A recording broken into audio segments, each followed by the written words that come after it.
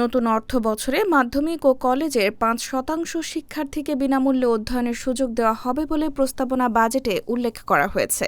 শিক্ষা মন্ত্রণালয়ের মাধ্যমিক ও উচ্চশিক্ষা বিভাগ ২০২৬-২৭ অর্থ বছরে এ কর্মসূচি বাস্তবায়ন করবে। প্রস্তাবনা বাজেটে একথা জানান অর্থমন্ত্রী আমির খসরু মাহমুদ চৌধুরী।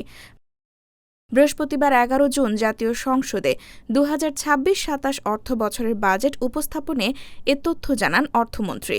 ২০২৬-২৭ অর্থ বছরে মাধ্যমিক ও উচ্চশিক্ষায় মোট ৫৭,৩০১ কোটি টাকা বাজেট বরাদ্দ দেওয়া হয়েছে।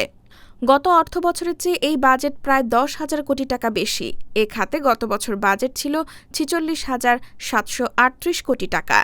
মাধ্যমিক ও উচ্চশিক্ষা বিভাগের ১০ প্রকল্পের মধ্যে মাধ্যমিক ও কলেজ পর্যায়ে শিক্ষক ঘাটতি পূরণের লক্ষ্যে বিভিন্ন পদে শিক্ষক নিয়োগ, শিক্ষা প্রতিষ্ঠান নির্মাণ ও নতুন এমপিও প্রদান, ৫% শিক্ষার্থীকে বিনামূল্যে অধ্যয়নের সুযোগ এবং অনগ্রসর এলাকায় ১,৫০,০০০ শিক্ষার্থীকে বিনামূল্যে স্কুল ড্রেস প্রদান করা হবে।